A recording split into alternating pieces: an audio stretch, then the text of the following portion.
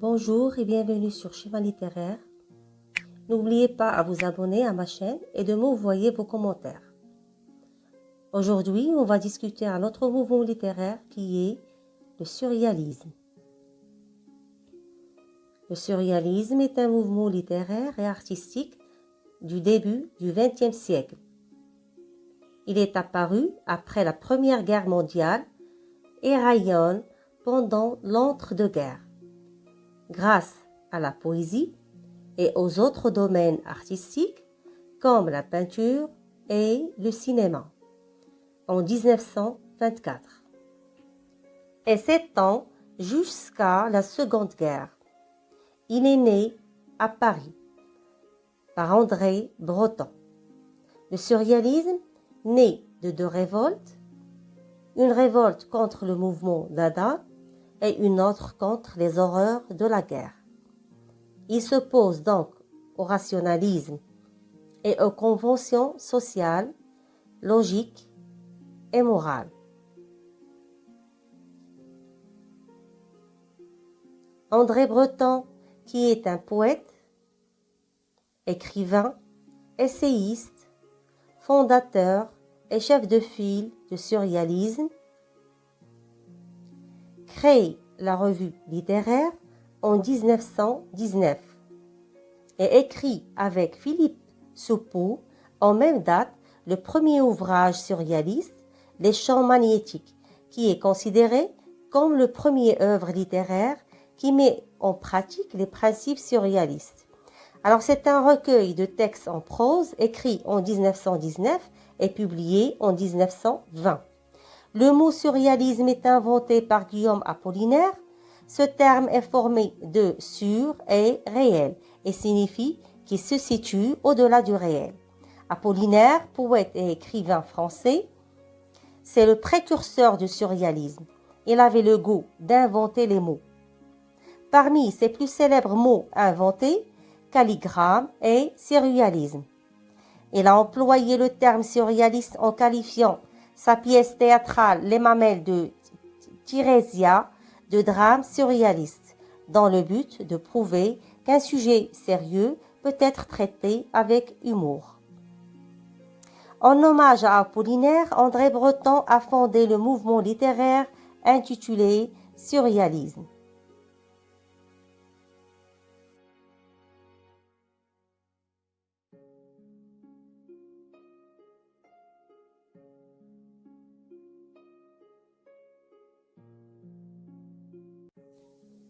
Breton explique l'essence du mouvement dans son premier manifeste qu'il a publié en 1924 à Paris et signe l'acte de naissance du surréalisme. Le manifeste est une déclaration écrite et publique dans laquelle une personne ou un groupe de personnes expose un programme d'action. Le programme du surréalisme est littéraire. Il est guidé par trois mots: amour, liberté et poésie. André Breton publie le premier manifeste du surréalisme comme préface à son livre de poésie Poisson soluble, où il donne ses définitions du surréalisme: automatisme psychique pur par lequel on se propose d'exprimer soit verbalement, soit de toute autre manière, le fonctionnement réel de la pensée.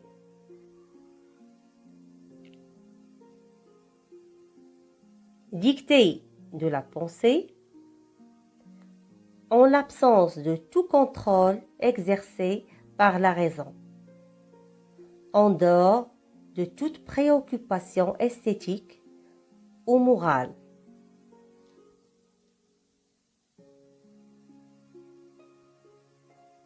Le surréalisme repose sur la croyance à la réalité supérieure de certaines formes d'association négligées jusqu'à lui, à la toute-puissance du rêve, au jeu désintéressé de la pensée.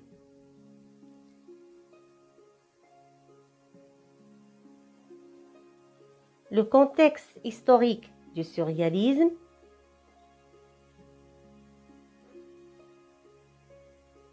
Le surréalisme est issu d'une rupture avec le mouvement précédent, le dadaïsme. Les surréalistes ont d'abord appartenu au dadaïsme, comme Louis Aragon, Paul Éluard et André Breton.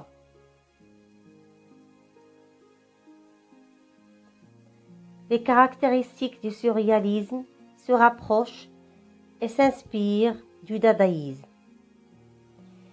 Ils s'opposaient tous les deux à la boucherie et l'absurdité de la Première Guerre mondiale et cherchaient un art libérant l'homme des barbaries de l'époque. Le surréalisme s'appuie sur les recherches de la psychanalyse, qui est une discipline fondée par Sigmund Freud, qui étudie le fonctionnement de l'esprit humain à travers le rêve, les pulsions et l'inconscient.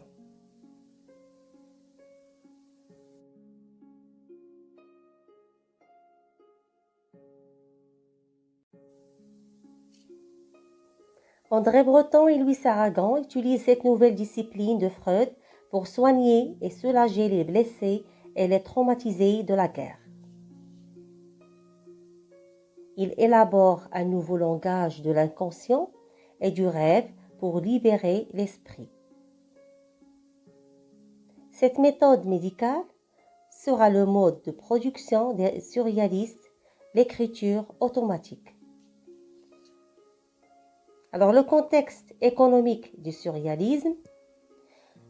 La France est sortie appauvrie de la Première Guerre mondiale. Cette guerre a causé une crise financière qui expose plusieurs milliers de travailleurs au chômage. Le contexte politique du surréalisme. Le surréalisme est apparu au lendemain de la Première Guerre mondiale. Cette grande guerre a entraîné des conséquences sur tous les niveaux. Elle est déroulée de 1914 à 1918. Elle est déclenchée par l'assassinat du prince François Ferdinand d'Autriche et son épouse, la duchesse de Hambourg, à Sarajevo par un Serbe nationaliste en juin 1914.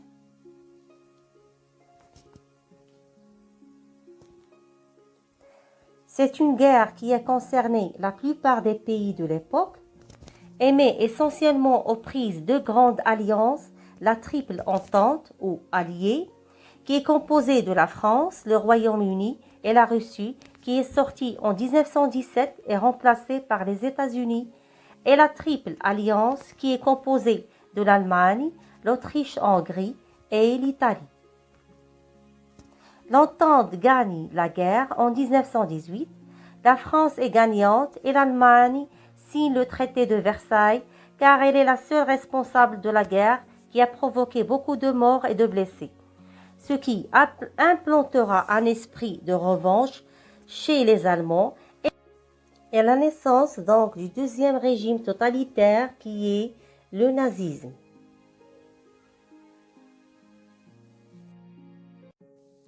Pour rétablir la paix, la SDN est créée en 1919.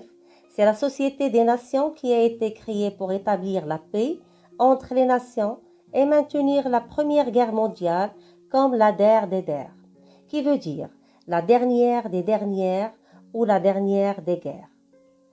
Les intellectuels se sont divisés en deux parties, les pacifistes et les nationalistes.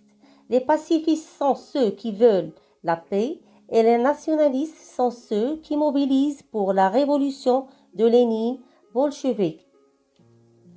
Les conséquences humaines de la Grande Guerre sont catastrophiques. 9 millions de morts, des millions de blessés, des millions de veuves et d'orphelins et 20 millions de morts par la grippe espagnole. Cette absurdité de guerre a créé une envie de révolte qui s'est réalisés dans le mouvement surréaliste. Il est axé sur deux concepts, changer la vie d'un côté et transformer le monde d'un côté.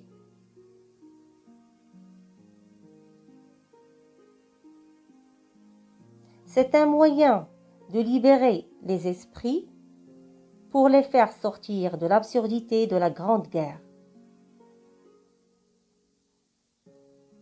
Il est né de la réunion et des réflexions de plusieurs artistes.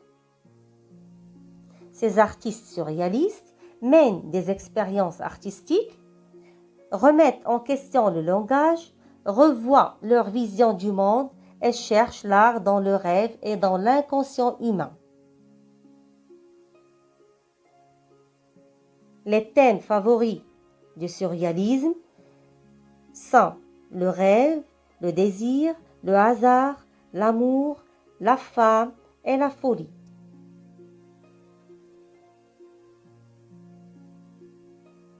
Les procédés utilisés par les surréalistes sont l'écriture automatique, qui est un mode d'écriture dans lequel n'intervient ni la conscience ni la volonté. Elle consiste à écrire le plus rapidement possible, sans contrôle de la raison, sans préoccupation esthétique ou morale, sans aucun souci de cohérence grammaticale ou du respect du vocabulaire. C'est écrire sous dictée de l'inconscient. Le deuxième procédé, c'est le cadavre exquis. C'est un jeu qui consiste à faire composer une phrase ou un dessin par plusieurs personnes sans qu'aucune d'elles ne puisse tenir compte de la collaboration ou des collaborations précédentes. C'est écrire à tour de rôle une partie de phrase respectant la syntaxe, sujet, plus verbe, plus complément, sans voir ce que le dernier a écrit. Les autres procédés sont les jeux d'association, les jeux verbaux, les collages aléatoires et les calligrammes. Le genre de prédilection du surréalisme est la poésie. La poésie surréaliste se caractérise par les mêmes thèmes, le temps d'un rêve, l'allusion à la nature, au silence, aux ombres et à des choses secrètes. Les poètes surréalistes sont Paul Éluard, Louis Aragon, Philippe Soupeau, André Breton, Robert Desnos, Benjamin Perret, Joseph Delteil et Raymond Queneau. Quelques poèmes surréalistes. On a Westwego 1922 de Philippe Soupeau, Clair de terre 1923 d'André Breton, Capitale de la douleur 1926 de Paul Éluard, Le mouvement perpétuel 1926 de Louis Aragon et Facile 1935 de Paul Éluard.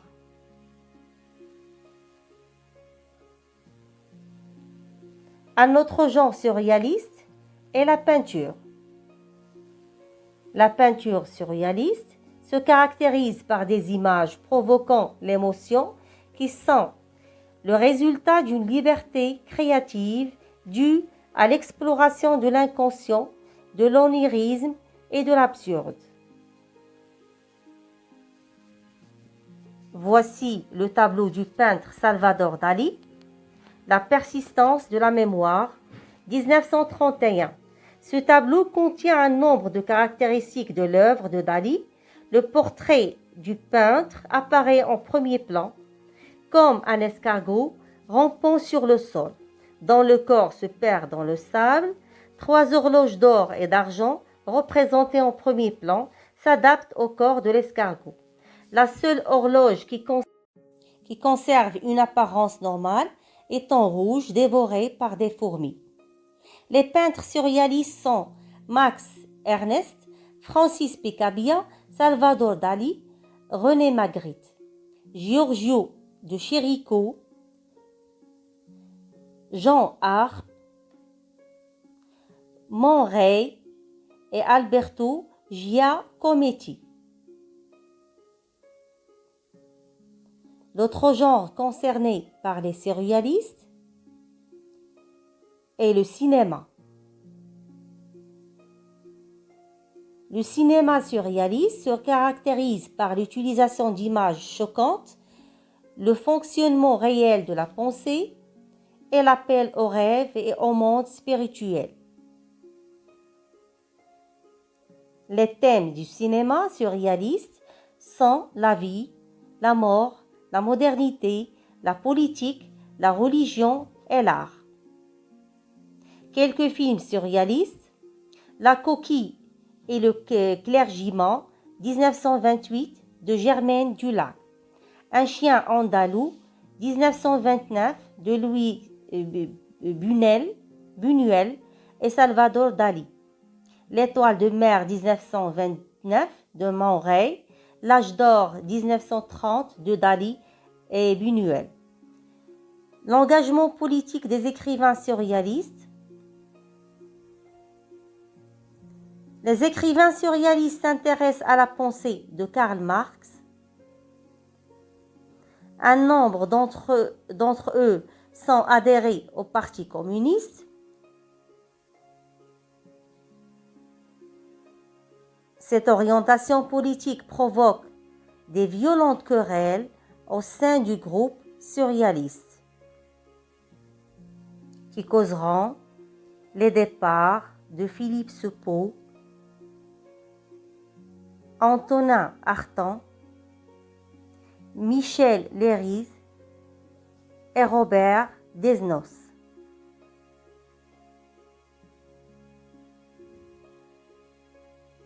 Quant à André Breton et Louis Aragon, ils rompent définitivement à cause de l'engagement total d'Aragon à la cause communiste. Breton quitte le Parti communiste français et publie le second manifeste du surréalisme en 1930, dans lequel il redéfinit l'idée surréaliste et critique certains surréalistes. Breton rédige ce manifeste pour essayer de resserrer le groupe des surréalistes qui se trouve en proie à de profondes crises internes. Malgré tout ça, la dispersion de ce groupe s'accentue, mais le dynamisme du mouvement ne se démentira pas qu'après la mort d'André Breton en 1966. 3 ans plus tard, Jean Schuster publiera dans le journal Le Monde l'acte de décès officiel du surréalisme en 1969.